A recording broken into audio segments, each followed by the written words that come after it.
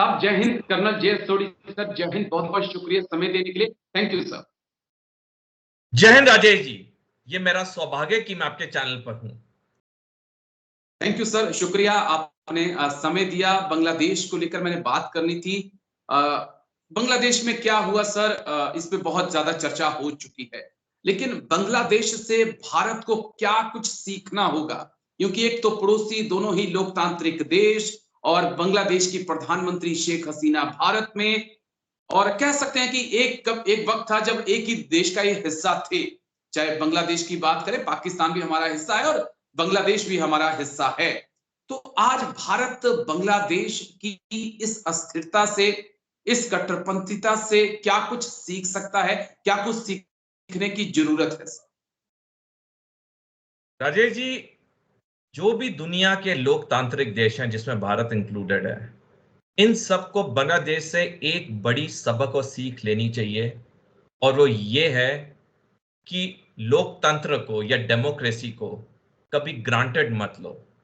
ये ना सोचो कि मैं लोकतंत्र में हूं तो यहां पे लोगों का गुस्सा सामने नहीं आएगा। 15 साल से लगातार राज करती हुई शेख हसीना को 45 मिनट में अपना देश से भागना पड़ा। कई भारत के बड़े बड़े मीडिया चैनल्स ये प्रस्तुत करने की कोशिश कर रहे हैं कि इसमें विदेशी हाथ और शेख हसीना की कोई गलती नहीं थी। लेकिन जो लोग रक्षा को समझते हैं, जो लोग अंतर्राष्ट्रीय मुद्दों को अच्छी तरह समझते हैं, और सबसे बड़ी चीज मैं आपके आज चैनल पे कहूंगा, क्योंकि आपके चैनल को काफी लाखों करोड़ों लोग देखते हैं पूरी दुनिया में, और खास करके युवा देखते हैं, कि जो लोग पढ़ते हैं, किताबें पढ़ते हैं, लेख पढ़ते हैं, वो सारे ये कह रहे हैं कि गलती पूरी शेख हसीना की थी, और शेख हसीना की पूरी गलती थी तो बाहरी ताकतों को, चाहे पाकिस्तान हो, चीन हो, उनको मौका मिल गया वहां पर अशांति अस्थिरता फैलाने का। अब्राहम लिंकन, जो पूर्व अमेरिकी राष्ट्रपति थे, उन्होंने एक बयान दिया था बहुत दशक पहले, बहुत सेंचुरीज पहले जब वो थे, कि अगर आपका अपना घर ही ठीक ना हो तो वो एक दिन टूटेगा ही टूटेगा।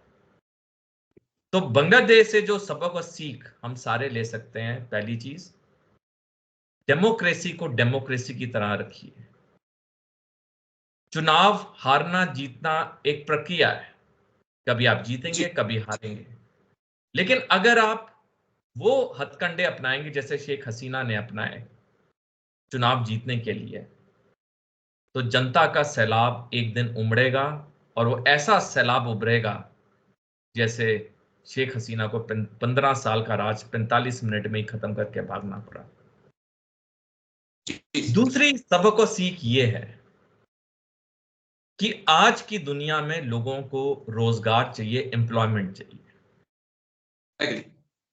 आप उनको बड़ी बड़ी बातें बता दें, उनको एक दूसरे के साथ धर्म के नाम पे लड़ा लें, उनको आप अच्छे अच्छे सपने दिखा दें कि 50 साल बाद क्या होगा, 100 साल बाद क्या होगा, उनको इन चीजों से ज्यादा दिन तक सहूलियत नहीं मिलती है।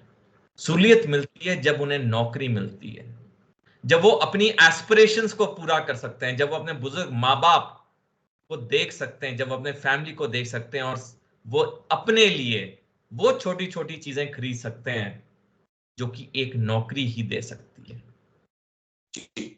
तो मेरी राय में ये दो सबसे बड़े सबक और सीख हैं जो भारत मिला के दुनिया के सारे लोकतंत्र देश बांग्लादेश से सीख सकते हैं। जी सर, अब मैं एक और बड़े अहम मुद्दे पर आपसे बात करना चाहूंगा, आपकी टिप्पणी चाहूंगा, क्योंकि अग्निवीर को लेकर युवाओं के अंदर बहुत नाराजगी है, और सरकार इस नाराजगी को समझ नहीं पा रही है। ये भी एक गुब्बारे की तरह नाराजगी भरती जा रही है युवाओं के अंदर। ये उस वक्त है जब तक वो युवा हैं जो अभी अग्निवीर यानी कि वो सेना में जाना चाहते हैं, लेकिन जब वो अग्निवीर भारत वापस आएंगे, उनमें से 10% 20% को मैं मान लेता हूं सीएपीएफ नौकरी दे देगी, लेकिन बाकी बेरोजगार हो जाएंगे। तब इस गुब्बारे में और ज्यादा हवा भरेगी और इसका फूटना एक दिन निश्चित है। क्या ये एक बड़ा चिंताजनक पहलू होगा? क्योंकि दो एग्जाम्पल मैं आपके सामने रखना चाहूंगा सर, और उसके बाद आप जरूर जवाब दीजिएगा। हो सकता है कि ये सवाल कुछ हटकर लगे, अतिशयोक्ति लगे, लेकिन ये हकीकत है कि मोहाली में एक अग्निवीर को गिरफ्तार किया गया। वो छुट्टी आकर चेन स्नैचिंग की वारदातों को अंजाम दे रहा था। ये हकीकत है कि राजस्थान का एक युवा बलात्कार के, गैंगरेप के आरोप में अग्निवीर जो छुट्टी आया हुआ था, उत्तराखंड में उसकी रेजिमेंट थी, वो छुट्टी आया था, उसने गैंगरेप किया एक 16 साल की बच्ची के साथ। राजेश जी देखिए, जहां तक सरकार और सेना की बात है, वो इस चीज से वाकिफ हैं कि अग्निपथ योजना में कुछ बदलाव चाहिए, और तभी इसी साल 23 मई को डिपार्टमेंट ऑफ मिलिट्री अफेयर्स, जो कि चीफ ऑफ डिफेंस स्टाफ के नीचे आता है, उन्होंने तीनों सर्विसेज, सेना, नौसेना और वायुसेना को कहा कि वो अग्निपथ योजना में जो भी कमी पेशी है उसके बारे में बताएं, और ये report department of military affairs को तीनों सर्विसेज सौंप चुकी हैं। दूसरा, सरकार ने इसी साल 10 जुलाई को 10 मिनिस्ट्रीज का इंटर मिनिस्ट्रियल मीटिंग का गठन किया, और वहां पे ये अग्निपथ पे चर्चा हो रही है उनके बीच में कि क्या क्या चेंजेस हमें चाहिए, क्या क्या परिवर्तन चाहिए। तो जहां तक सेना और सरकार है, वो इसके बारे में अवेयर है कि इसमें कुछ चेंजेस चाहिए। अब कब ये चेंजेस आती हैं ये हमें देखना पड़ेगा, क्योंकि ये एक लंबी प्रक्रिया होती है और काफी फाइलें मूव होती हैं, क्योंकि इसके फाइनेंशियल इंप्लीकेशन होते हैं। लेकिन मेरे को उम्मीद है कि ये चेंजेस आ जाएंगी। जहां तक आपका दूसरे प्रश्न का भाग है कि जब ये 4 साल बाद ये अग्निवीर आएंगे और इनको नौकरियां नहीं मिलेंगी, क्या उनमें निराशा नहीं होगी? क्यों नहीं होगी निराशा? बिल्कुल होगी। अगर मैं भी उनकी जगह होता तो मेरे को भी होती, क्योंकि जो सिस्टम पहले चल रहा था वो सिस्टम एक अच्छा सिस्टम था, जिसमें हमारे अधिकतर जो सैनिक आते हैं वो गांव से आते हैं, छोटे शहरों से आते हैं। और ये हकीकत है कि गांव में, छोटे शहरों में सेना को ज्वाइन करने का जोश और जज्बा बहुत ज्यादा है बनस्पत बड़े शहरों और मेट्रो से। तो जो एक युवा छोटे गांव या शहर से अपने पिताजी, अपने दादाजी, नाना जी को देखता आया कि वो सेना में थे, 15, 20, 25 साल की सेवा करके सूबेदार बन के आए, हवलदार बन के आए, ऑनरी कैप्टन बन के, ऑनरी लेफ्टिनेंट बन के आए। उनकी बड़ी बड़ी फोटोज उनके घर के अंदर होती हैं। उनकी आज भी उस गांव या छोटे शहर में मान सम्मान होता है। क्या उस युवा का मन नहीं करता होगा कि मैं भी अपने पिताजी की तरह, अपने नाना जी की तरह ऑनरी कैप्टन बनूं, ऑनरी लेफ्टिनेंट बनूं? बिल्कुल। मैं खुद एक 7वीं पुश्ती का, 7th जनरेशन का मैं सैनिक हूं। मैंने सेना ज्वाइन की अपने पिताजी, अपने पूर्वजों को देख के। और मैंने 8वीं कक्षा में फैसला किया कि मैं राष्ट्रीय रक्षा अकादमी का एग्जाम दूंगा, और 8वीं एग्जाम क्लास से लेके मैंने 11वीं तक 3 साल लगातार दिन रात मैंने मेहनत की। मैं स्कूल जाता था, आता था, आधा घंटा सोता था, उसके बाद पूरी रात पढ़ता था, और रात के 12-1 बजे सो के फिर सुबह 5 बजे उठ जाता था। उन 3 साल मैंने ना कोई पिक्चर देखी, ना कहीं बाहर घूमने गया, ना कोई रेस्टोरेंट खाना खाने गया। मेरे लिए एक ही मेरा लक्ष्य था कि मैंने राष्ट्रीय रक्षा अकादमी का एग्जाम क्लियर करना है। और जब मैं एग्जाम दे रहा होता, अगर ऐसे रूल चेंज हो जाते, अग्निपथ टाइप योजना आ जाती कि सर 4 साल की मेरी सर्विस होगी, उसके बाद 25% को रिटेन किया जाएगा, क्या मेरे दिल पे ठेस नहीं पहुंचती? जरूर पहुंचती। तो जब मेरे दिल पे ठेस पहुंचती, तो आज जो युवा हैं, जो कि सेना को करियर बनाना चाहते हैं, लेकिन एक अनसर्टेन फ्यूचर है, क्योंकि 75% रिटेन नहीं होंगे। अब जैसे आपने सही कहा कि 4 साल के बाद ये 75% अग्निवीर बाहर आएंगे। अगर 20, 30, 40% उनको नौकरियां मिल गई सेंट्रल आर्म पुलिस फोर्सेस में या स्टेट पुलिस में, क्या ये अभी तक सुनिश्चित है कि जितने अग्निवीर आएंगे बाहर 4 साल के बाद सबको नौकरियां मिलेगी? नहीं। तो जब तक ये चीज सुनिश्चित नहीं होगी, वो अनसर्टेनिटी का एक जो थिंकिंग है वो हर अग्निवीर में रहेगी, और एक खास करके तब से आएगी जब उसके 2 साल के सर्विस हो जाएंगे, 2 साल बचेंगे, तब उसको लगने लगेगा कि मेरा आगे क्या होगा। मैं एक टिप्पणी करना चाहूंगा, जब मैं सेना छोड़ रहा था, आखिरी 2 साल मेरे अंदर बड़ी कपकपी होती थी, कई बार मेरे को रात को नींद नहीं आती थी। हालांकि मेरे को पता था कि मेरी पेंशन है, लेकिन मेरी फैमिली थी, मेरी बीवी, बच्चे, मेरे अंदर कपकपी आती थी कि बाहर जाके अगर मेरे को नौकरी नहीं मिली तो मेरा क्या होगा। हालांकि मेरे पास पेंशन थी, मैं फिर कहूंगा पेंशन होने के बावजूद मेरे को रेस्टलेसनेस था, मेरे को कपकपी थी। तो ये जो 75% सैनिक बाहर जा रहे हैं जिनका फ्यूचर अनसर्टन है, उनके अंदर ये एंजाइटी होना बिल्कुल वाजिब है। तो बिल्कुल मैं सर, आपकी बिल्कुल। मैं ये चीज कहना जी जी। चाहूंगा कि अगर हम अग्निपथ को सक्सेसफुल करना चाहते हैं, हमें 100% जो भी सैनिक बाहर आएंगे 4 साल के बाद, हमें उन्हें 100% सरकारी नौकरी अश्योर करनी चाहिए, तभी ये जी स्कीम जाके कहीं थोड़ी सफल होगी। जी सर, बस एक आखिरी सवाल मैं आपसे लूंगा, लेकिन उससे पहले बस आपने एक बड़ी अहम बात कही, कि किस प्रकार से 8वीं 9वीं क्लास में आपने एक सपना देखा, उस सपने को पाया। तो कुछ सिमिलरिटी मेरी और आपकी मिलती हैं। मेरे दादाजी आर्मी में थे, मेरे फादर आर्मी में थे, मैं आर्मी में था। तो ये हमारा है, ये हमारे ब्लड में है सर। और मैं चाहूंगा कि आने वाले वक्त में मेरा बच्चा भी आर्मी में जाए। मैं उसे प्रेरित करता हूँ कि बेटा जाओ, ज्वाइन करो, है ना। अब मैं ये नहीं कहता कि अग्निवीर बनो, सच बी फ्रैंक, मैं ये नहीं कहता कि अग्निवीर बनो। मैं कहता हूँ कि आप एनडीए की तैयारी करिए, आप जाइए। लेकिन जो परंपरा मेरे दादाजी ने रखी, मेरे फादर ने उसको आगे बढ़ाया, मैंने आगे बढ़ाया, मैं चाहूंगा कि आप भी उसको आगे बढ़ाओ। तो मैं भी एक बड़े छोटे से गांव से आता हूँ, 7 पहाड़ों में, सिर्फ मेरे गांव में 7 घर हैं सर। और 7 घर में आप यकीन मानिए, एक वक्त था जब कम से कम 16 से 17 फौजी थे।